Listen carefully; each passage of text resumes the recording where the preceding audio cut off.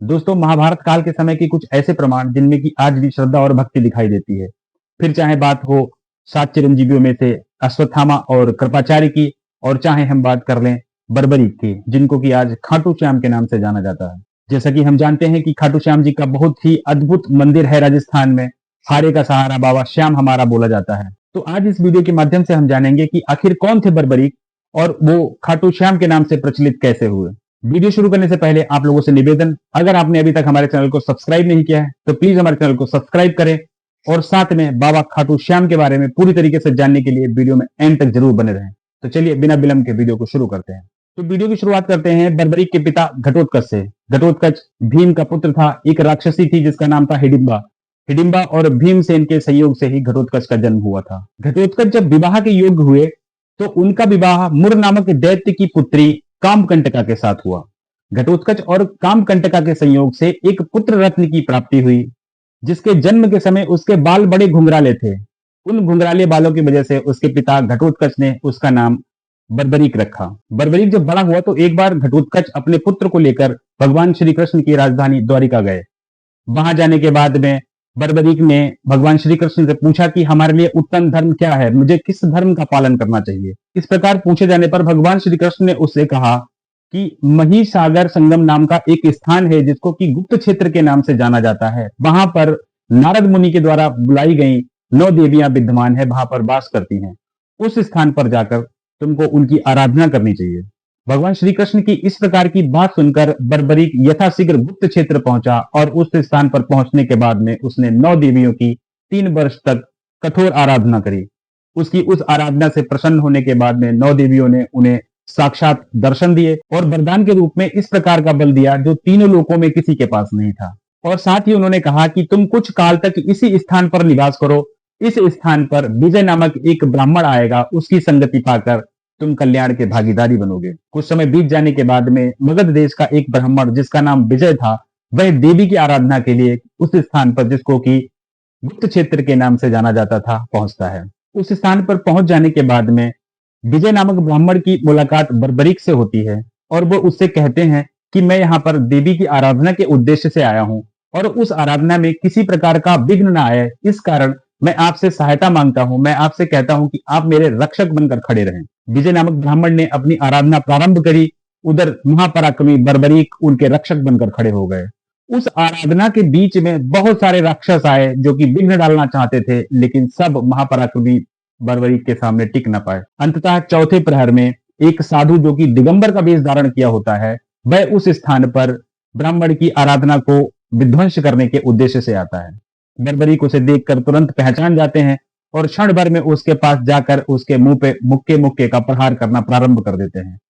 बर्बरीक के मुक्के के प्रहार से वह तुरंत मूर्छित होकर जमीन पर गिर जाता है और उसके सारे के सारे दांत टूट जाते हैं। होश में आने के बाद में वह दैत्य वहां से तुरंत भागने लगता है और भागता भागता वो एक गुफा की बिल में जाकर घुस जाता है और वायु वेग से इतनी तेजी से भागने लगता है। लेकिन इधर क्रोध में बर्बरीक भी उसका पीछा करते करते उसके पीछे चल देते हैं।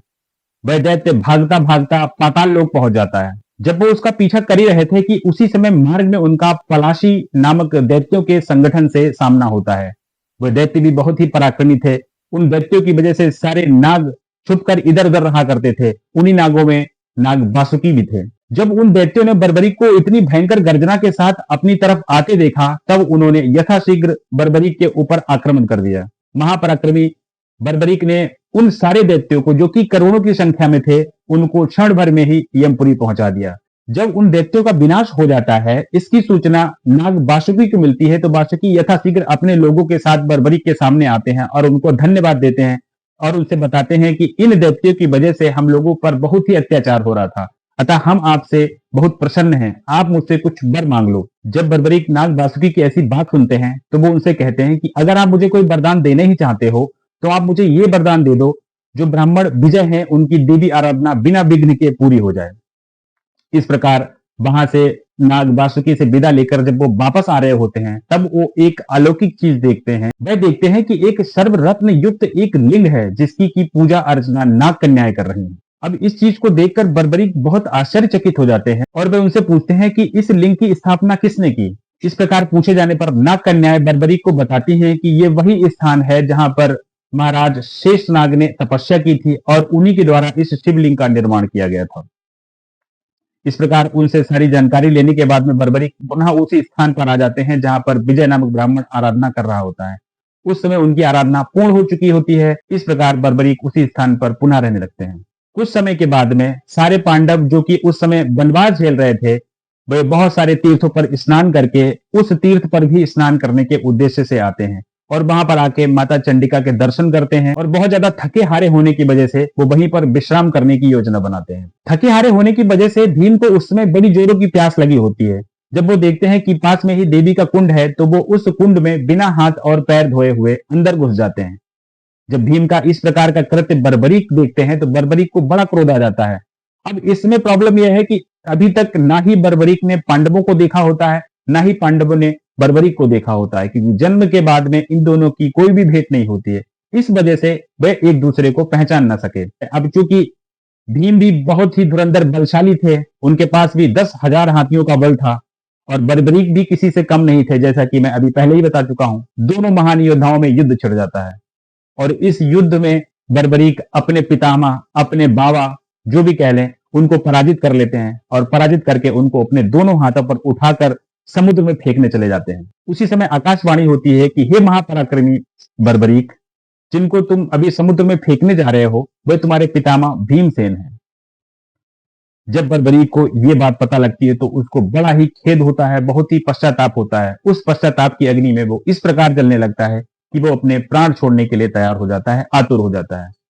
सब लोग सब प्रकार से उसको समझाने का प्रयास करते हैं कि ये तुमसे अनजाने में हुआ है, इसको पाप में नहीं गिना जाएगा। उसके पश्चात भी बर्बरीक के मन का संताप शांत नहीं होता है और वो जाकर समुद्र में कूद जाता है। जिस समय बर्बरीक आत्महत्या के उद्देश्य से समुद्र में छलांग लगा देता है कि उसी समय सिद्धांबिका रुद्रों के साथ में वहां पर प्रकट होती हैं और बर्बरीक को बताती हैं कि ये जो तुमसे कार्य हुआ है ये सिर्फ और सिर्फ अज्ञानता की वजह से हुआ है, इससे तुम किसी प्रकार के पाप के भागीदार नहीं होगे और अगर तुम शरीर को छोड़ना ही चाहते हो तो तुम्हें कुछ समय तक इंतजार करना पड़ेगा। कुछ समय के पश्चात भगवान श्री कृष्ण के द्वारा तुम्हारे इस शरीर का नाश हो जाएगा और तुम इस संताप से मुक्त हो जाओगे। इस प्रकार की उनसे बातें सुनने के पश्चात वह हताश होकर, निराश होकर वहां से वापस आ जाता है और भीम उसको गले लगाकर अपने साथ लेकर चल देते हैं। अब फाइनली उस घटना पे आते हैं कि क्यों बर्बरीक को आज खाटू श्याम के नाम से जाना जाता है। तो ये उस समय की बात है जब पांडवों को 13 वर्ष का वनवास पूर्ण हो गया और वो वापस आ गए। इसके पश्चात पांडवों और कौरवों की सेना एक दूसरे के सामने युद्ध के उद्देश्य से आकर उपस्थित हो गई। उस समय सारे के सारे महापराक्रमी योद्धा अपनी युद्ध की योजनाएं बना रहे थे। वो सोच रहे थे कि कौन योद्धा किस योद्धा को मारेगा। उसी बीच घटोत्कच का ये पुत्र बर्बरीक कहता है कि आप सबको किसी प्रकार का कोई युद्ध करने की आवश्यकता नहीं है। मैं अकेला ही इन सब महारथियों को, जिसमें द्रोणाचार्य हो गए, भीष्म पितामह हो गए, आदि सारे कृपाचार्य हो गए, अश्वत्थामा हो गए, इन सबको मैं एक ही क्षण में मार दूंगा। जब इस प्रकार के वचन भगवान श्री कृष्ण सुनते हैं तो उनको बड़ा आश्चर्य होता है। हालांकि वो त्रिलोकाधिपति हैं, उनको सब पता है, लेकिन वो ये सब लीला कर रहे हैं। वो बर्बरीक से पूछते हैं कि इस प्रकार की बात तुमने कैसे कही, तुम किस प्रकार इन सारे योद्धाओं को एक ही क्षण में मार दोगे, मैं ये जानना चाहता हूं। तब महापराक्रमी विशाल वक्ष स्थल वाले बर्बरीक ने धनुष चढ़ाया और उस पर बाण संधान किया और बाण को लाल रंग की भस्म से भरकर कान तक खींचकर छोड़ दिया। उस बाण के मुख से जो भस्म उड़ा वह दोनों सेनाओं के मर्म स्थलों पर गिरा। केवल 5 पांडव, कृपाचार्य और अश्वत्थामा के शरीर को स्पर्श नहीं हुआ। इसके पश्चात बर्बरीक ने कहा कि आप लोगों ने देखा मैंने किस प्रकार से दुश्मनों के मर्म स्थलों का निरीक्षण किया है। अब मैं दूसरा बाण छोड़कर इन सारे लोगों को एक ही क्षण में यमलोक पहुंचा दूंगा। जब बर्बरीक की इस प्रकार की बात श्री कृष्ण सुनते हैं तो उनको क्रोध आ जाता है और वे तुरंत ही सुदर्शन चक्र से उसका सिर काट देते हैं। अब उस समय सेना में ये कोलाहल मच जाता है कि आखिर ऐसी कौन सी गलती कर दी थी बर्बरीक ने जो कि भगवान श्री कृष्ण ने उसका गला काट दिया। ये तो हमारी तरफ से ही लड़ने वाला था। हालांकि यहाँ पर एक कहानी और प्रचलित है। उस कहानी को बताने से पहले मैं आपको बताना चाहता हूं कि अभी तक इस वीडियो में जो चीजें बताई गई हैं वो सारी की सारी स्कंद पुराण से ली गई हैं। मेरी तरफ से किसी तरीके का इसमें जोड़घाट नहीं किया गया है।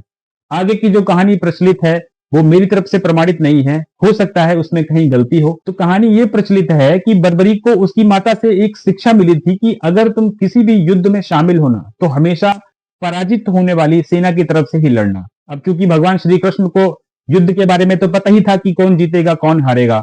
इस उद्देश्य से उन्होंने बर्बरीक को शुरुआत में ही मार दिया। उसका सिर खंडित होने के पश्चात भगवान श्री कृष्ण ने देवियों का आवाहन किया और उनसे कहा कि इसको अमृत से सींचो और ये राहु के समान ही हमेशा जीवित रहना चाहिए। जब उनके सिर में जान आ गई तब उन्होंने भगवान श्री कृष्ण से एक याचना की कि मैं ये पूरा युद्ध देखना चाहता हूँ। उनकी इस प्रकार की याचना सुनने के बाद भगवान श्री कृष्ण ने वहां पर स्थित सबसे ऊंचे पर्वत के शिखर पर उनको स्थापित कर दिया और साथ ही उनको ये वरदान दिया कि आप कलयुग में मेरे नाम से पूजे जाओगे। कहानियों में ऐसा प्रचलित है कि खाटू श्याम के मंदिर के अंदर बर्बरीक का वही जीवित सिर आज भी है, जिनके सामने हम अपने उज्जवल भविष्य की कामना करने के लिए पूजा करते हैं और उनकी माता की उसी शिक्षा की वजह से उनको हारे का सहारा बोला जाता है। तो ये थी आज की एक छोटी सी जानकारी। उम्मीद करता हूं आप लोगों को पसंद आई होगी।